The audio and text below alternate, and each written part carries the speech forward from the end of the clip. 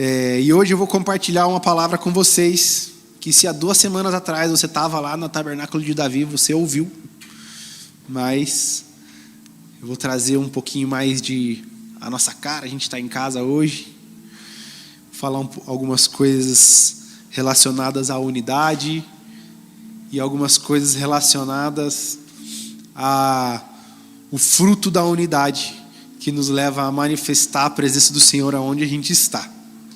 Amém? Então, como eu disse, eu já vou pedir perdão antes. Eu estou com uma tosse meio chata, então talvez eu tenha que dar umas pausas para tossir igual um idoso. Não se espante, eu não estarei morrendo. Como eu disse, há 2 semanas atrás a gente não teve rocks aqui na igreja, né? A gente estava junto lá no Tabernáculo de Davi, tendo o culto da Regional Oeste, do encerramento do SDA. Quem teve em algum culto do SDA? Levanta a mão aí, só para eu saber. Alguém aí não sabe o que é o SDA? Levanta a mão. Não sabe o que é o SDA? Beleza. Então não vou nem ficar explicando. Mas a semana de avivamento aconteceu há 2 semanas atrás, né? A gente teve cultos por toda a cidade e no sábado retrasado a gente estava lá na Tabernáculo de Davi. Tive a honra de poder ministrar a nossa regional. E hoje eu vou compartilhar um pouco com vocês aquilo que a gente falou lá também.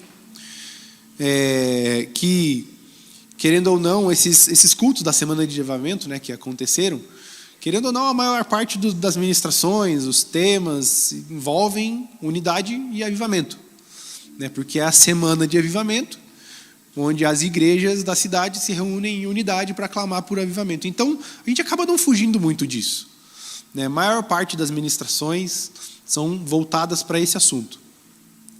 E, naturalmente, eu vou falar um pouco sobre isso hoje,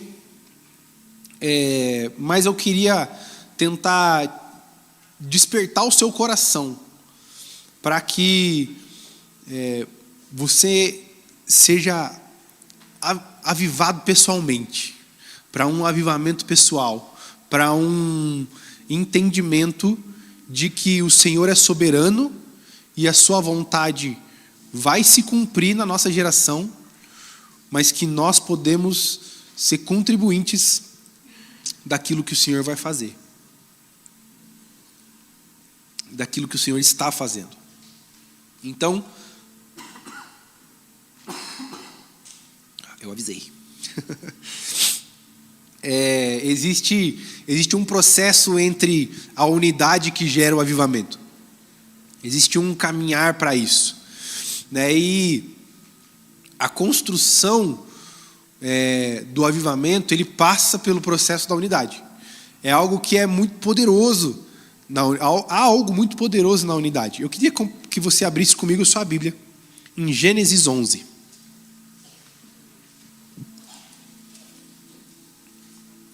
E, gente, apesar de a gente não estar mais na semana de avivamento, né, ela já acabou, a mensagem de unidade, ela não é uma mensagem que deve nos ferir e nos tocar só quando a gente fala a respeito de fazer coisas com outras igrejas, com pessoas de outras denominações, com a galera da faculdade que vai em outra igreja e a gente quer estar em unidade. Não, a gente precisa gerar unidade entre nós também, aqui na nossa casa, né? Assim como uma família, o pai, a mãe, os filhos precisam aprender a construir um ambiente de unidade do lar. Aqui na nossa igreja nós precisamos aprender a construir um ambiente de unidade entre nós. A igreja de Cristo deve aprender a construir uma vida de unidade entre as comunidades, para que em cada um desses cenários, para que em cada um desses níveis de grupos, o avivamento aconteça. Para que o avivamento aconteça na minha casa, para que o avivamento aconteça na nossa igreja, para que o avivamento aconteça na nossa cidade, para que o grande e esperado avivamento aconteça nesse mundo. Então, a gente vai ver algo sobre o poder da unidade. Gênesis 11, vamos ler comigo dos versículos 4 ao 6. A famosa história da Torre de Babel. No versículo 4, depois disseram: vamos construir uma cidade com uma torre que alcance os céus. Assim, o nosso nome será famoso e não seremos espalhados pela face da terra. Versículo 5. O Senhor desceu para ver a cidade e a torre que os homens estavam construindo. E disse o Senhor: eles são um só povo e falam uma só língua. E começaram a construir isso. Em breve, nada poderá impedir o que planejam fazer. Olha que poderoso que é o caminhar em unidade. O Senhor Deus, Todo-Poderoso, Criador de todas as coisas, diz a respeito de um bando de homens imperfeitos que estão buscando o seu próprio benefício, porque eles falam, vamos construir para que o nosso nome seja grande, e o Senhor fala, se nós não impedirmos, em breve não há nada que eles não possam fazer. Você percebe que há um poder na unidade. Há uma força na unidade que o próprio Senhor reconhece. E não só o Senhor reconhece, porque o Senhor criou a unidade. Isso é fruto da criação do próprio Senhor. Então, existe um poder, existe uma força no falar a mesma língua, no caminhar junto, eu não estou dizendo no pensamento fechado, onde eu me fecho a todas as possibilidades e eu penso igual a todo mundo, como se fosse uma esteira de uma fábrica. Não é isso. Mas existe uma força na unidade que me permite, às vezes, abrir mão de algo que eu penso para poder servir o meu irmão, a minha irmã, e isso se torna algo poderoso. E o Senhor diz que esse povo não teria algo que pudesse os impedir, mesmo eles tentando engrandecer o seu próprio nome. O fruto da unidade desses homens, o objetivo deles não era a glória de Deus. O objetivo deles era a sua própria glória. Então, o problema de Babel não era a unidade. O problema desse acontecimento na história da Torre de Babel não era a unidade. Vamos entender que o problema não era a unidade, porque o Senhor criou a unidade. A gente vai ver o Senhor Jesus Cristo nos ensinando a respeito da unidade. A gente vai ler daqui a pouco. O problema deles era o orgulho. O problema deles era querer engrandecer o seu próprio nome. Querer engrandecer a si. A gente vai ver que a unidade ela não é o problema, porque a gente vai ver lá agora, abre comigo em João 17. E a gente vai ver uma oração do próprio Cristo.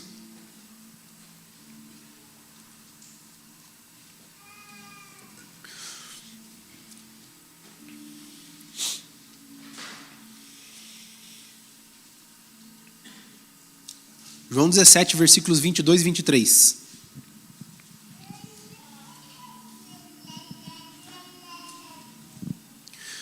Vamos ler lá, versículos 22 e 23.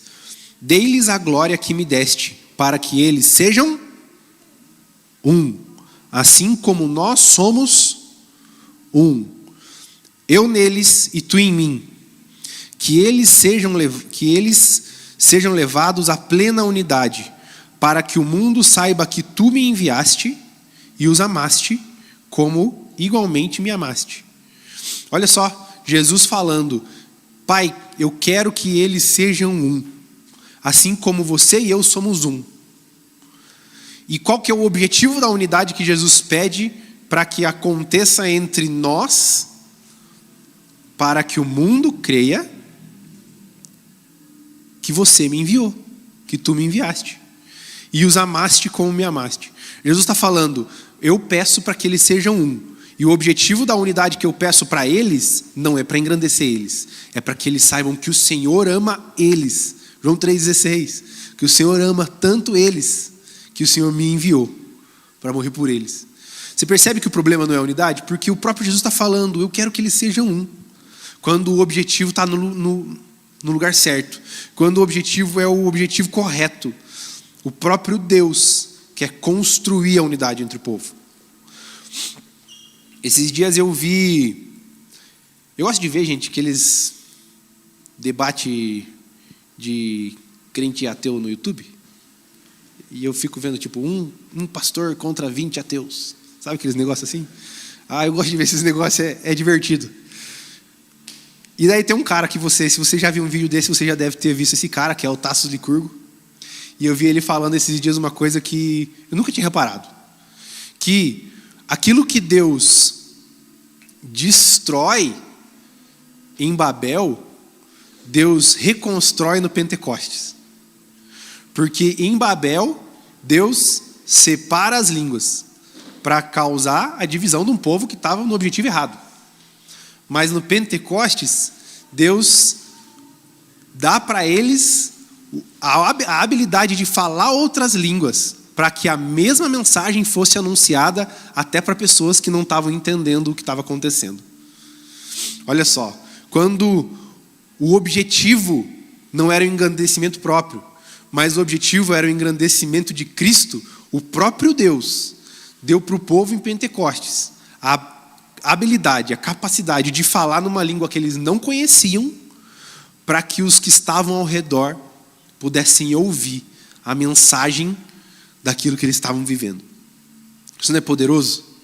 Porque o objetivo no Pentecostes era praticamente cumprir aquela oração de Jesus que a gente leu em João 17. O objetivo era que aquele povo estava unido, clamando juntos ao Senhor.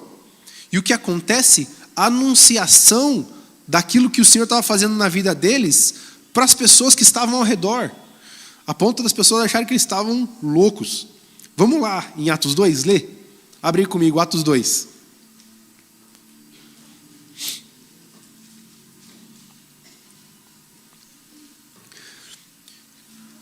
Espero que a minha voz não dê sono para você, que eu estou tentando economizar para não tossir. E eu espero que você não fique com sono. Se eu ver alguém pescando, eu dou um grito, beleza? Já peço desculpa, Gustavo, se eu acordar seu filho. Ou o meu, né? Que pode ser também. Atos 2, vamos ler aí, versículo 1 até o 11.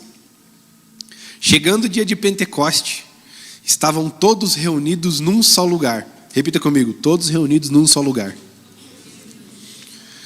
De repente veio do céu um som, como de um vento muito forte, e encheu toda a casa na qual estavam assentados. E viram o que parecia línguas de fogo, que se separaram e pousaram sobre cada um deles. E todos ficaram cheios do Espírito Santo. Repita comigo, cheios do Espírito Santo. E começaram a falar noutras línguas, conforme o Espírito os capacitava. Havia em Jerusalém judeus tementes a Deus, vindo de todas as nações do mundo. Ouvindo-se esse som, ajuntou-se uma multidão que ficou perplexa, pois cada um os ouvia falar em sua própria língua. Atônitos e maravilhados, eles perguntavam: acaso não são galileus todos esses homens que estão falando? Então como os ouvimos, cada um de nós, em nossa própria língua materna?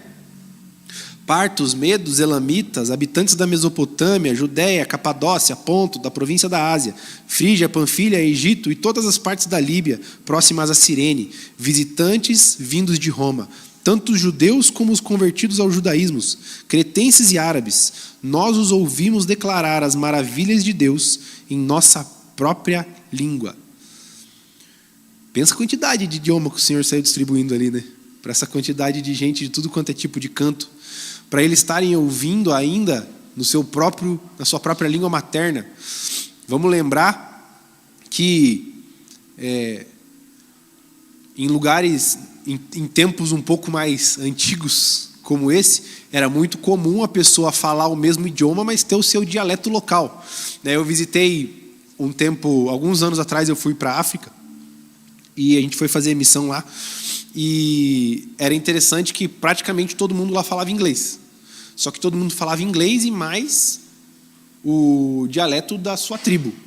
E eu fui para o Quênia, e o Quênia tinha, eu não lembro exatamente, mas era tipo 5 ou 7 tribos, que eram as tribos mais comuns lá. O Quênia era meio que a junção dessas tribos. E eles tinham costumes muito diferentes, usavam cores muito diferentes, roupas muito características e tinham o seu dialeto específico da sua tribo. E eu lembro que tinha um pastor no grupo que estava ajudando a conduzir, que era de lá, e ele falava, sei lá, das 7 tribos, ele falava 5 dialetos, mais o inglês. Então, em lugares como, a gente ter, por exemplo, uma lista tão grande de lugares como a gente leu aqui, partos, medos, elamitas e tudo mais, é porque às vezes todo mundo falava um pouco de grego, mas também tinha o idioma da sua tribo, o idioma do seu povo, da onde você nasceu. Eles falam aqui no versículo, nós estamos ouvindo na nossa língua materna. É a língua que eu aprendi dentro de casa. Semana passada estava o pastor Davi aqui, ele estava falando que ele foi para o Japão e do lado de fora de casa ele falava japonês, mas dentro de casa era o português. A língua materna dele era o português, era o que ele aprendia dentro de casa. Então, imagina o que o Senhor fez nessa noite aqui, nesse dia de Pentecostes. O que o Senhor fez na vida dessas pessoas, dando para aquele bando de judeu que estava clamando a presença do Senhor, buscando a presença do Senhor, a habilidade de falar outros idiomas. Isso é uma unidade gerando avivamento.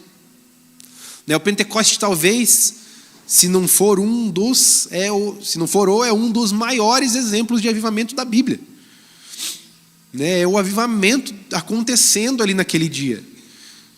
E esse avivamento que aconteceu nesse dia de Pentecostes é fruto da unidade daquele povo, clamando a presença do Senhor juntos. Eles estavam juntos em um só lugar, clamando uma só coisa. E o Senhor veio. E o avivamento aconteceu. Só que o que acontece entre a unidade e o avivamento é algo muito especial. Que sem ele não tem unidade e sem ele não tem avivamento. Que é a presença do Espírito de Deus vindo sobre todo o povo. Então eles estavam unidos, clamando. Se o Senhor não se manifestasse, se o Senhor não viesse com fogo, se o Senhor não enchesse aquele lugar da sua presença, você concorda que não tinha avivamento acontecido.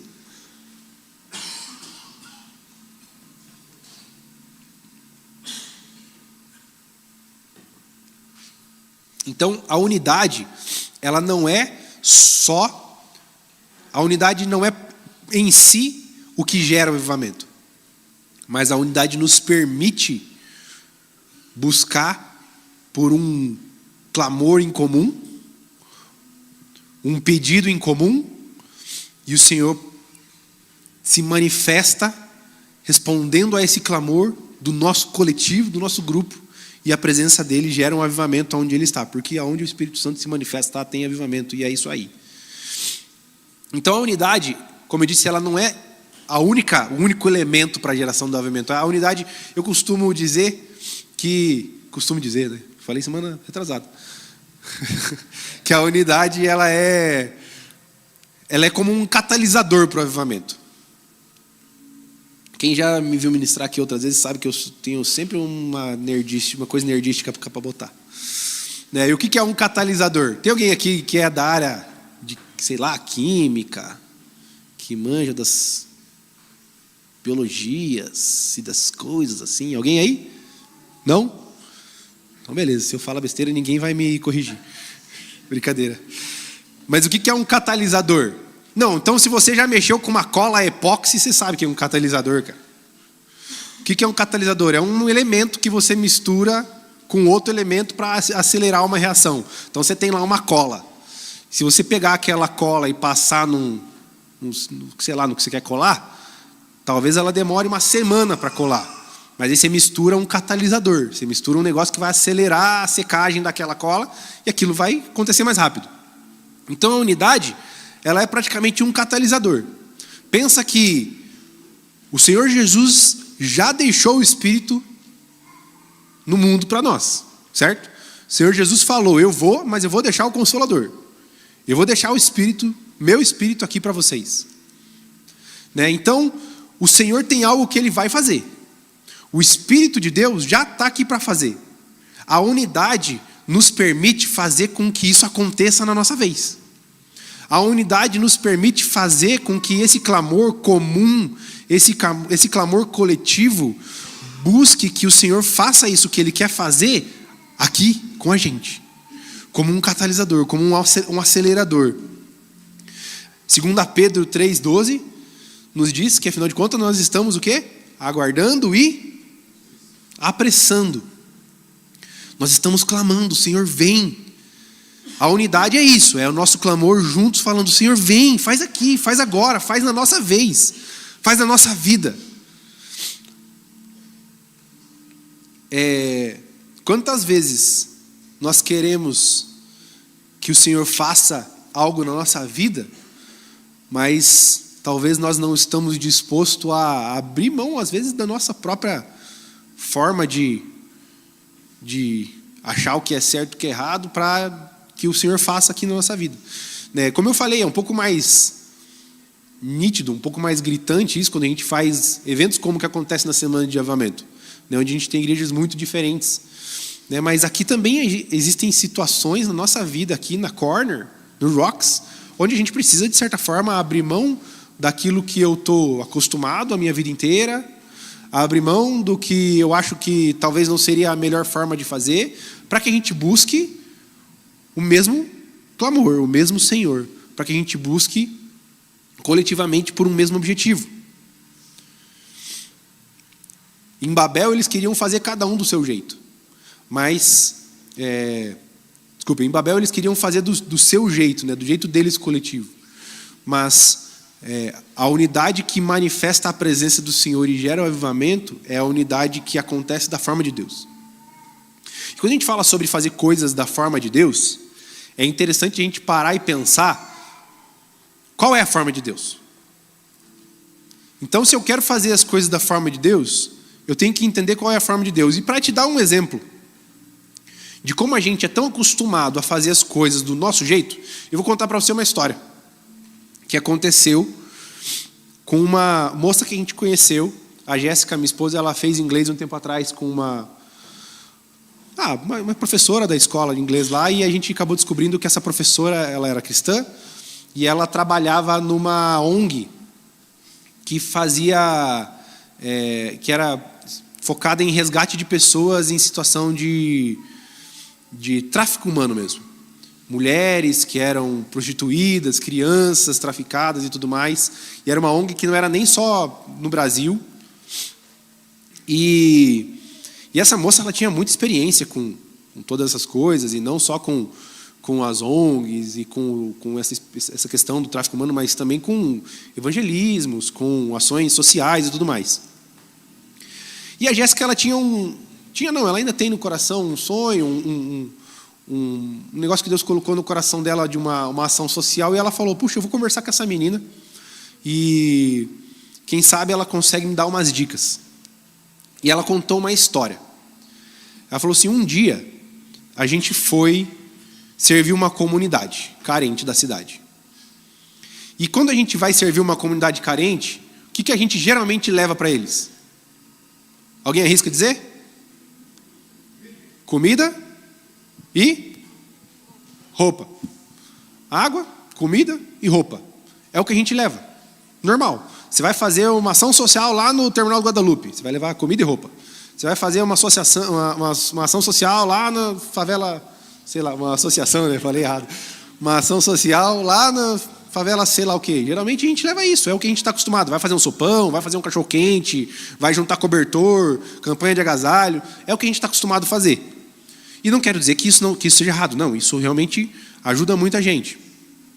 Mas eles foram numa comunidade, e quando eles chegaram lá, eles acabaram descobrindo que aquele povo não precisava mais de roupa. Eles ganhavam muita roupa. Tinha muitas outras ações sociais que traziam roupa para eles. O grande problema deles era lavar as roupas. Então eles usavam as roupas e não tinham como lavar, eles jogavam fora, porque eles iam ganhar mais. Entende o ciclo que se tornava?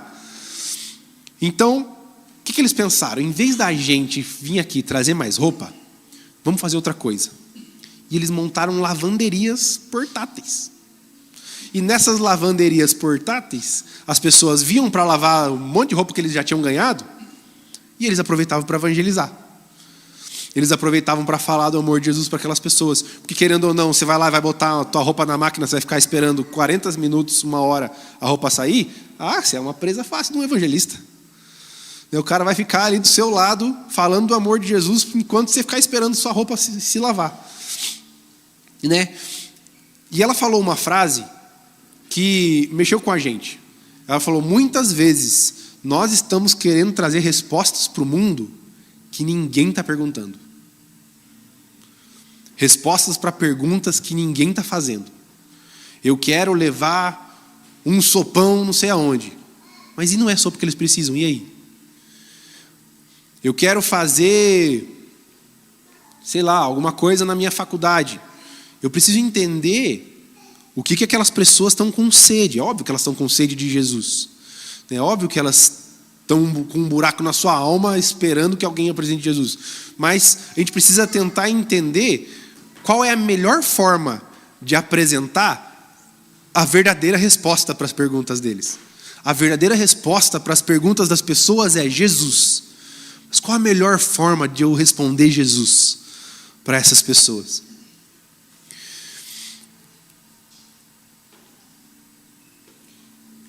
Então, na unidade, é o lugar onde nós podemos aprender também a olhar quais são as coisas que estão acontecendo ao nosso redor, para eu não querer só sair fazendo o que eu acho que deve ser feito e, às vezes, causar divisão em vez de unidade. Você entende? Se o Braguinha está aqui tocando no louvor e tal, o pessoal adorando, e daí de repente dá uma louca em mim, eu venho aqui, pego o microfone e começo a orar sobre uma coisa nada a ver com o que eles estão cantando. Cara, eu simplesmente vim manifestar o meu ego, minha vontade. Por quê? Porque não entendi que a unidade estava construindo um lugar de adoração num caminho e eu vim aqui e fiz outra coisa. Então a unidade é isso, é onde eu me submeto ao que está acontecendo, eu me submeto ao grupo. É claro que eu vou ter lugar de fala na unidade. Como eu falei, não é uma esteira de uma fábrica onde todo mundo sai numa caixinha igual, né? Mas a unidade é esse lugar de submissão, de abrir o coração, de vulnerabilidade. E eu quero te contar uma história da Bíblia de uma mulher que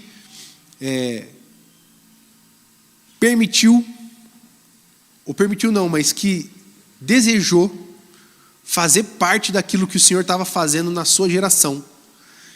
E ela pôde ser um instrumento do Senhor para a libertação de todo o seu povo.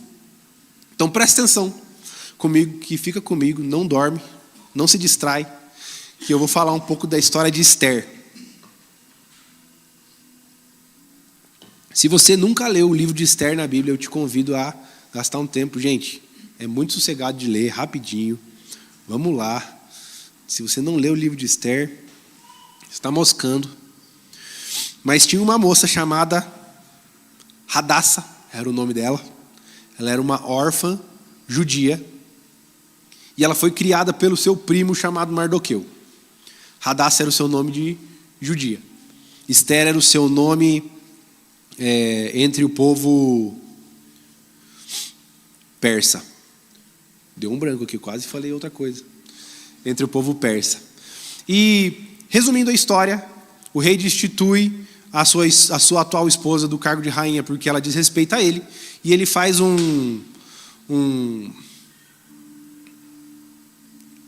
The Voice da esposa. Ele faz um reality show da esposa do rei. Ele manda buscar todas as jovens, bonitas, virgens do reino persa, e vamos lembrar que a cultura persa nesse período, provavelmente essas meninas deviam ter em torno de 14 anos. Ele chama essas moças e elas iam passar por 1 ano de reality show na casa de tratamento de beleza.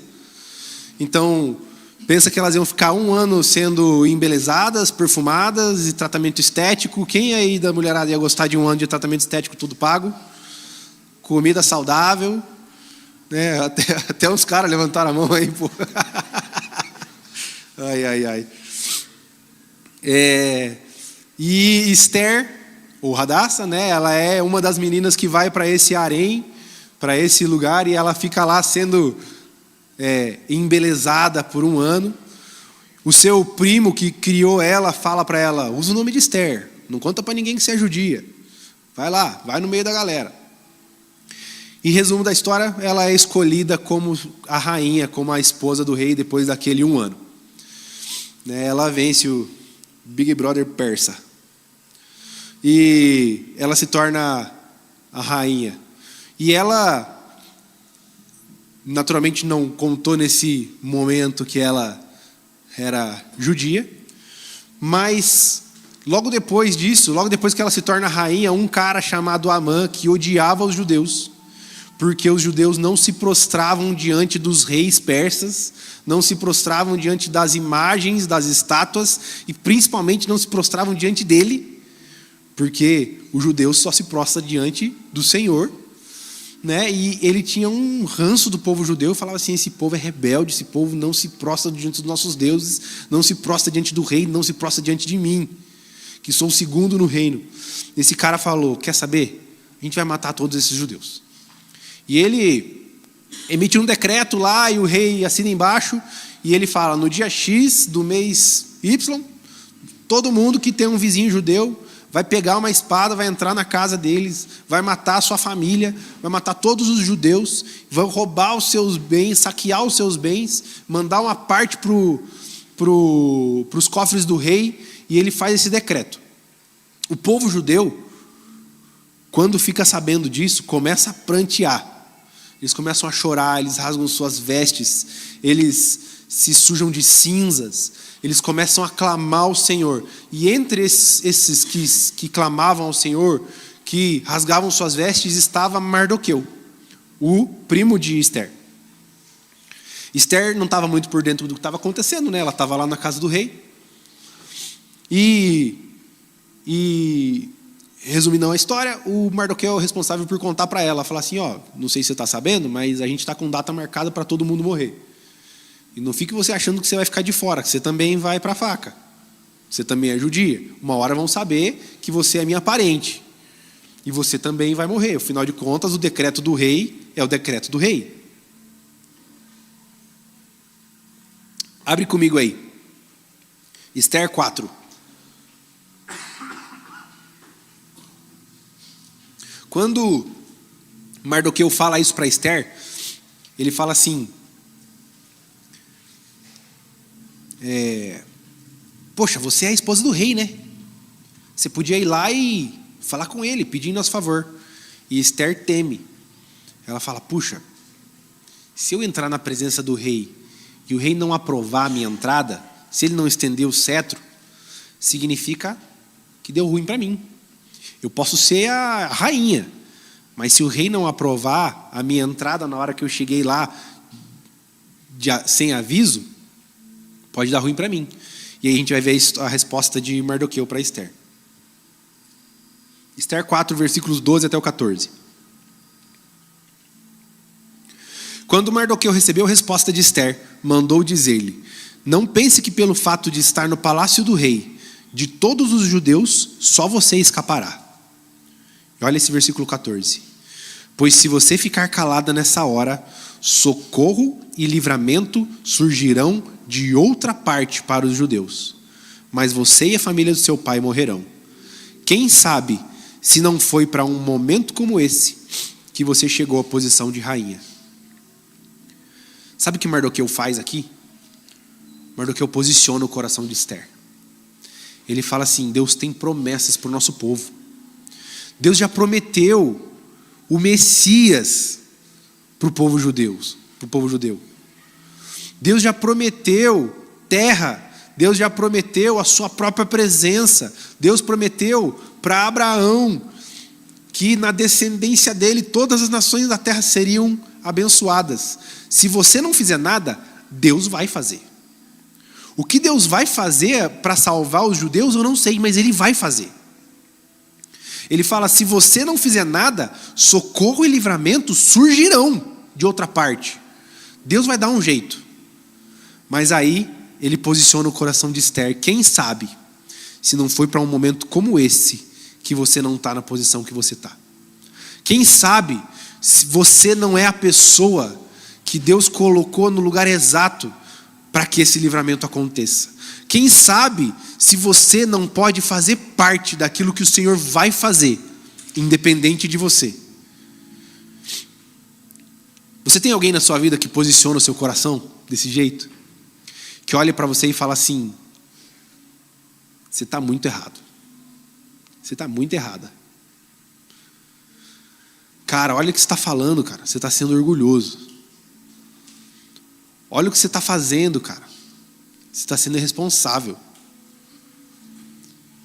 Você tem alguém que posiciona o seu coração desse jeito? Se você não tem, eu quero te dizer, a unidade é o lugar para isso. A unidade é o lugar para esse tipo de confronto. Sabe, as Livingstons, o discipulado, o acompanhamento, a amizade. A amizade verdadeira é um lugar para isso. Para alinhamento, para correção, para posicionar o coração e para encorajamento também. Porque Mardoqueu não só falou para ela assim: não ache que você vai ficar de fora, mas que você não vai morrer. Mas ele também fala assim: quem sabe não é para isso, Esther. Vai lá, fala com o rei. A unidade é lugar para alinhamento, para correção, mas para encorajamento também. Então, se você não tem alguém na sua vida que consegue falar no seu coração, apontar suas falhas ou encorajar você, eu digo para você que você provavelmente não está caminhando em unidade. Porque a unidade gera isso. É natural, é fruto da unidade. E se você olhar para você hoje e falar assim: puxa vida, eu estou caminhando sozinho, eu vou dizer para você: se apruma rápido. Se apruma. Vai, procura amigo, procura uma living, procura alguém para te acompanhar, procura alguém para quem você pode abrir o seu coração, procura um amigo para quem você pode chorar, para quem você pode mostrar as suas vulnerabilidades, que possa te ajudar. Isso é unidade.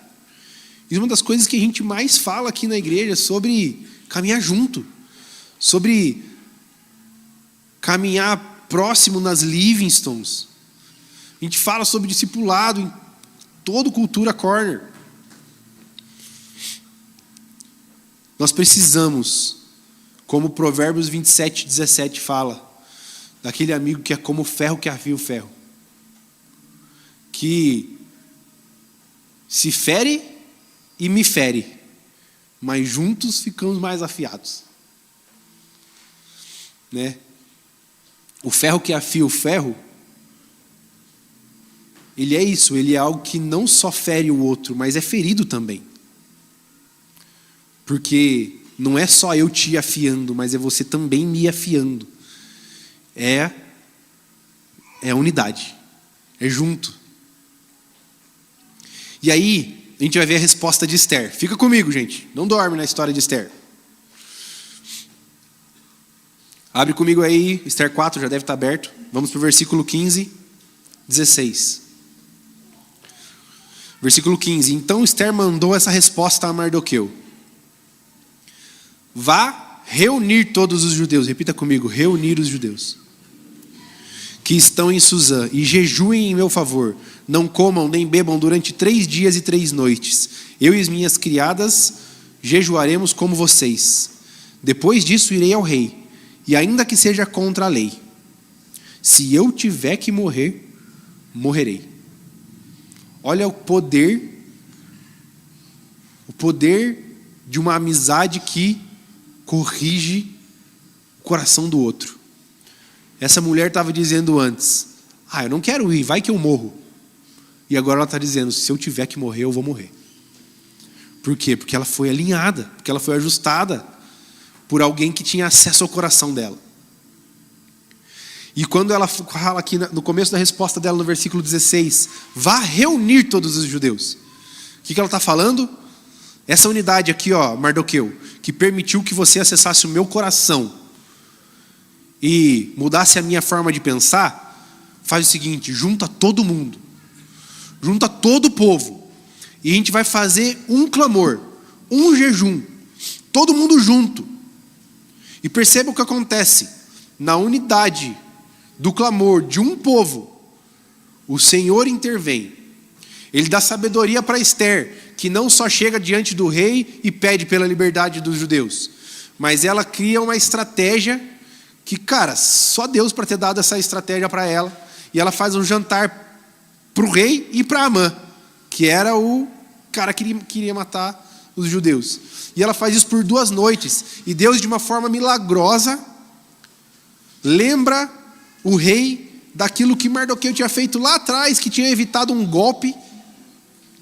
Faz Amã honrar Mardoqueu. E faz Amã ser enforcado na forca que ele construiu para matar Mardoqueu. E o Senhor faz algo sobrenatural, uma reviravolta aqui. E porque, cara, se você não consegue olhar para isso, para essa história e pensar a unidade desse povo clamando ao Senhor por um objetivo em comum, que era a salvação do povo, fez com que toda essa história fosse mudada. Se você não consegue perceber a unidade aqui, eu digo para você ler de novo. Porque, cara, é exatamente o que acontece. E o que acontece é que essa mulher não só é usada como instrumento para a salvação dos judeus, mas todos os judeus recebem a possibilidade de se defender naquele dia, no dia onde eles seriam exterminados. E não só eles recebem a possibilidade de se defender, mas como o rei agora estava do lado dos judeus, então todos os príncipes dão espadas e preparam os judeus para aquele dia. E, cara, o que acontece é que só foi mesmo pro fight o cara que estava mais louco. Porque agora os judeus estavam preparados e autorizados a se defender. E Deus traz livramento para o povo.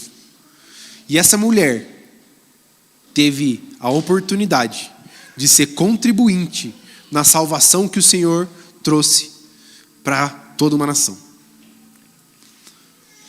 O Senhor vai fazer algo na nossa geração. O Senhor vai fazer algo na nossa igreja.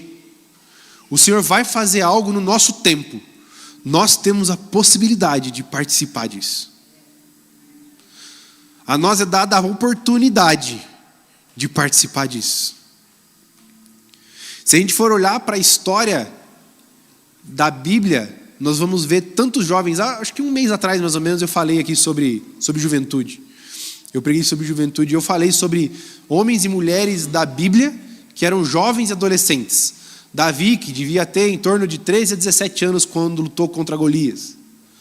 Esther, como eu falei, tinha 14 aproximadamente quando se tornou rainha. E, cara, tantos outros homens e mulheres da Bíblia, os próprios apóstolos, né? Provavelmente esses homens deviam ter entre 13 e 20 anos. Já parou para pensar que o Senhor Jesus confiou a mensagem de salvação para o mundo na mão de um bando de adolescente? E você prende o seu primo adolescente no quarto para ele não pegar tuas coisas? Cara, Jesus confiou num bando de adolescente. Provavelmente Pedro era o único que não era adolescente ali naquela época. Ele era o único que a Bíblia fala que é casado. Afinal de contas, Jesus cura a sogra dele, né? E eu não vou falar mal de sogra, que eu amo a minha. Quando Paulo escreve a Timóteo, Timóteo era um guri, era um piá. Ele fala para Timóteo: não despreze a sua mocidade. Né? Então são homens e mulheres que fizeram parte da história da Bíblia. E na verdade, se a gente for olhar para a história mais recente do cristianismo, e eu falei isso também na outra ministração, né, de homens e mulheres que entregaram a sua vida a servir ao Senhor na sua juventude. Homens e mulheres que nós colocamos na estampa da nossa camiseta a cara do John Wesley, a cara do Edwards, a cara do Keith Green. Tem a camiseta com a cara do Keith Green ali. A gente coloca a estampa deles nas nossas camisetas, a gente fala, ensina o que eles viveram, a intensidade da entrega e do amor deles. Mas você acha que quando esses caras obedeceram ao Senhor, eles pensaram: não, eu vou ser fiel ao Senhor porque um dia vão colocar a minha cara numa camiseta? Claro que não, cara. Homens e mulheres que simplesmente queriam ser fiéis ao que o Senhor ia fazer na sua geração e falaram: Senhor, eu estou aqui, me permite participar disso. Sabe, como eu falei, John Wesley, quando ele tinha 22 anos, ele liderava um movimento dentro da sua universidade, o Holy Club. Quem está na universidade? Agora deixa eu te perguntar, por que não você? Por que não você na sua universidade? E eu não estou falando de fazer algo nos auditórios, que pode ser também, pode ser. Mas não necessariamente, cara. Você pode começar uma living. Você pode fazer um grupo de estudo bíblico que acontece 30 minutos. Uma vez por semana. E você não precisa nem ficar se sofrendo para montar o estudo, porque você pode pegar o estudo da ministração de domingo passado, que já está prontinho no YouTube para você ouvir de novo ainda e anotar. Por que não você? Por que não a gente? Sabe, por que não a gente se dispor para o que o Senhor vai fazer? O Senhor vai fazer. Por que não nós? Eu lembro que hoje eu trabalho de home office, eu fico em casa, graças a Deus. Deus abençoe o home office. Mas por muito tempo eu trabalhei num escritório ali no Rebouças, do lado do Shopping Estação. E eu trabalho com TI, então era um andar inteiro assim, só de uns caras loucos igual eu. Uns mais loucos. E tinha eu, evangélico, que eu sabia. Devia ter umas 100 pessoas no andar assim. Devia ter uns outros crentes perdidos lá, que, né, os crentes agente secreto, né? E ninguém sabe que o cara é crente. Tinha eu. Tinha um outro amigo meu que eu evangelizei, ele acabou se tornando católico. Mas a gente sempre tinha uns papos massa. E aí um dia eu e ele falamos assim, cara, a gente podia de repente se juntar, ir nos almoços, pegar a Bíblia e ir lá fora, lá naquele espaço aberto, e ficar lá nós conversando, o que a gente concorda, o que a gente discorda, e orar junto.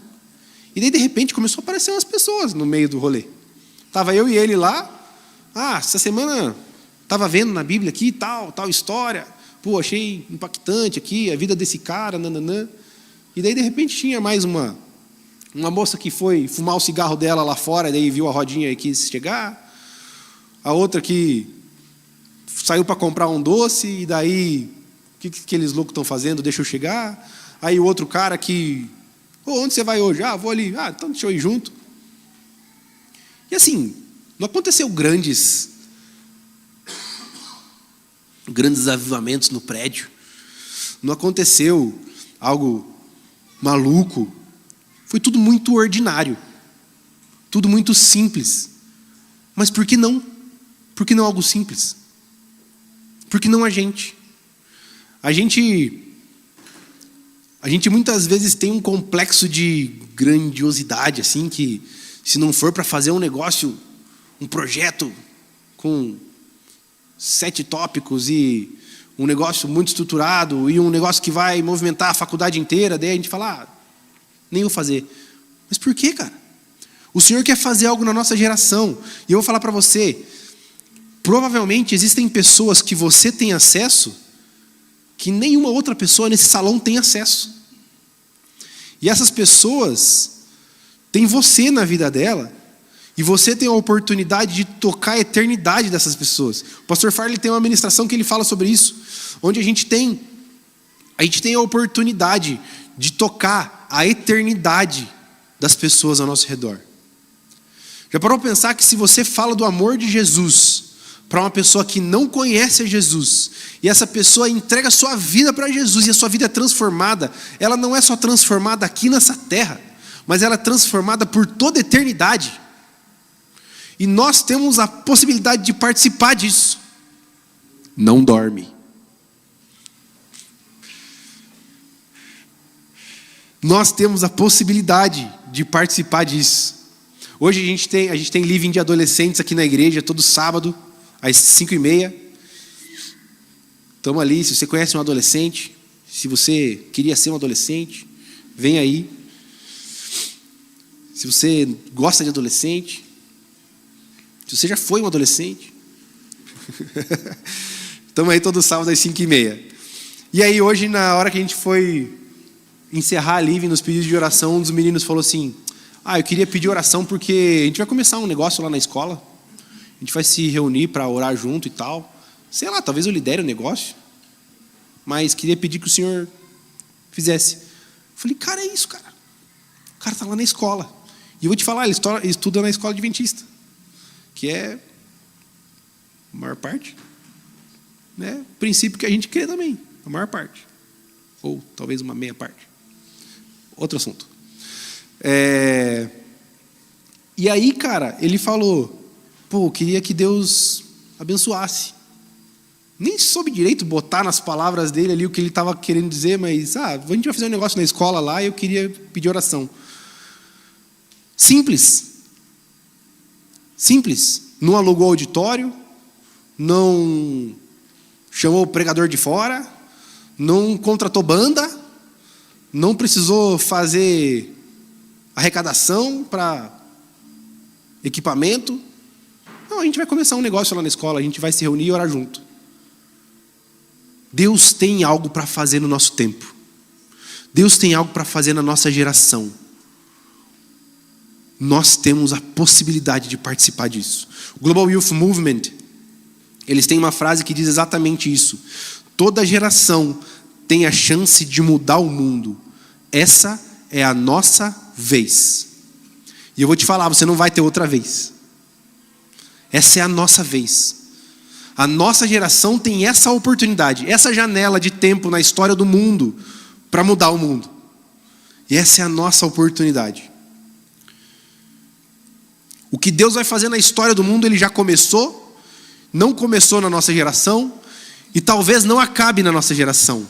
Mas nós temos a possibilidade de participar disso. Você está comigo? Você está entendendo?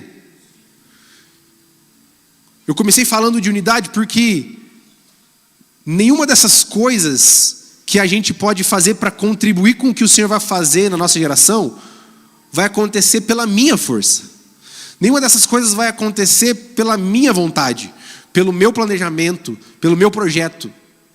Por isso tudo começa com a unidade, porque nós precisamos uns dos outros para clamar e fazer com que algo aconteça no nosso tempo. Mas nós, juntos, temos a possibilidade de participar do que o Senhor vai fazer. A gente teve, antes da semana do avivamento, teve uma vigília que aconteceu lá na PIB, e eu fui lá. E a gente estava lá, tal, cantando, orando, aí pensa uma vigília numa igreja gigantesca, então não era aquele negócio tão intimista, escurinho que a gente às vezes está acostumado, então era um culto com muita oração e música, e oração e música. E eu estava lá, e nos momentos da oração, na verdade acho que era numa canção, não lembro exatamente, estavam cantando uma música que eu não conhecia, se eu não me engano, e eu comecei a orar. E eu olhei assim, eu estava numa das primeiras fileiras, eu olhei para trás assim, eu vi, para quem já foi na PIB, sabe, aquela igreja gigantesca, e estava cheia de jovem e adolescente, e eu olhei para aquele povo todo, orando, cantando, pulando às vezes chorando, e um clamor veio no meu coração, e eu comecei a orar isso, eu falei, Senhor, se cada um desses jovens aqui, que são poucos se for comparar com a quantidade de jovens da nação, se for comparar com a quantidade de jovens da cidade, se cada um desses jovens entender de verdade o que é a gente se submeter à vida de unidade do corpo de Cristo, e se cada um desses jovens tiver no seu coração esse clamor de Jesus, o Senhor vai fazer algo na minha geração, me deixa participar, o que não pode acontecer nessa cidade? E quando eu paro para orar a respeito da gente aqui do Rocks, esse mesmo clamor vem no meu coração. Jesus, se os jovens da Corner entenderem que o Senhor tem algo para fazer na nossa geração, se cada um dos jovens da Corner entender, Senhor, o que o Senhor quer fazer aqui nessa casa, o que o Senhor quer fazer nesse bairro, o que o Senhor quer fazer nessa cidade, e estiver disposto a abrir mão do seu próprio orgulho, como lá em Babel eles estavam querendo sua própria fama, mas estiver disposto a se unir com o corpo de Cristo para que o Senhor faça a sua vontade, o que não pode acontecer nessa cidade.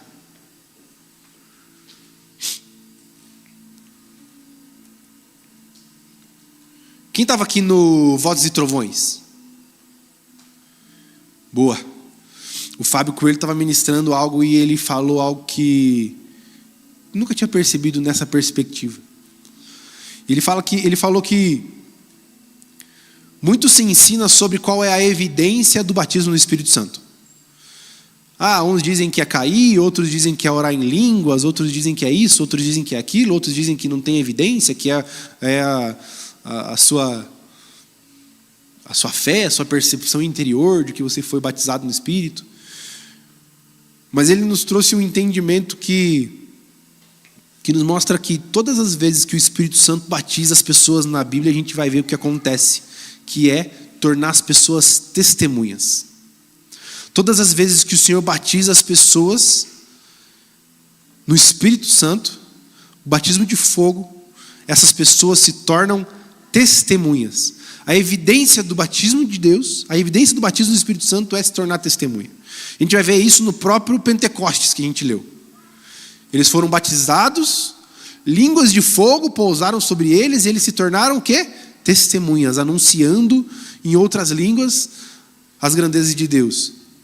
Quando Cornélio tem o sonho, a visão lá de que Pedro viria e tudo mais, e daí a visão manda ele chamar Pedro lá na casa específica, esse cara se torna uma testemunha, ele chama todo mundo para ouvir.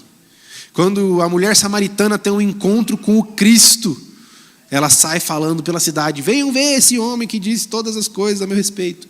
Ela se torna uma testemunha.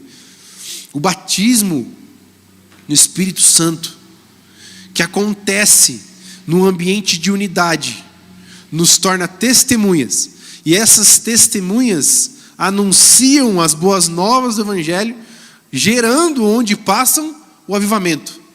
Você percebe que há uma construção, é uma unidade que busca pelo Senhor, e o Senhor vem e se manifesta e nos batiza, e esse batismo nos transforma em testemunhas, e o testemunho de quem Ele é e das suas grandezas avivam o lugar onde a gente está. Então, mais uma vez, não é nem só sobre o que eu posso fazer. Na verdade, sábado passado a gente falou do pastor Davi que estava aqui, e ele estava falando justamente sobre um homem na Bíblia que queria saber o que ele podia fazer. Senhor Jesus, o jovem rico, quem não estava aí sábado passado, o pastor Davi pregou sobre o jovem rico. Senhor, o que eu posso fazer para herdar a terra? Cara, você não faz nada para herdar algo que é uma herança. A herança vem do pai. Você tem que ser filho. É isso. E Jesus fala para ele: cara, você tem que se despedir de todo o seu orgulho, seu conhecimento, sua segurança e me seguir. E ele não estava disposto. Não estava disposto a abrir mão daquilo que ele tinha como segurança para si, para se tornar talvez com Jesus e os seus outros apóstolos. Quem sabe esse cara seria o 13º. E a gente nunca vai saber o que poderia ter acontecido com esse cara, porque ele não estava disposto a abrir mão do seu eu. No nosso contexto, talvez, quando o Senhor nos batizar, nos tornar testemunhas, talvez no nosso contexto, a gente não aprenda a falar a língua dos elamitas, a língua dos cretenses. Porque se é para eu me tornar testemunha, Deus talvez não me dê o idioma grego para eu sair falando por aí. Porque eu não vou me tornar testemunha com isso. Mas talvez no nosso contexto, a presença do Senhor seja você saber falar a língua do pessoal da sua faculdade. Talvez no seu contexto, a presença, o batismo do Espírito Santo, seja o Senhor derramar sobre você uma língua de fogo, para você saber falar a língua da galera da vila onde você mora, a galera da região que você mora, para você saber falar a língua da sua família, para você saber falar a língua do pessoal do seu trabalho, para você poder ser testemunha no meio desse povo. A gente precisa aprender, como eu falei lá no exemplo da ação social lá na comunidade que precisava de lavar roupa. A gente precisa aprender quais são as perguntas que as pessoas estão fazendo, para que a gente possa responder com a verdadeira resposta que mata a sede, para a gente poder responder com a verdadeira resposta que gera o avivamento: Jesus. Como que eu respondo Jesus para o marombeiro? Como que eu respondo Jesus para o skatista? Como que eu respondo Jesus para o esquerdista? Como que eu respondo Jesus para o direitista? Como que eu respondo Jesus para cada uma das pessoas? Inventei essa? Como que eu respondo Jesus para essas pessoas?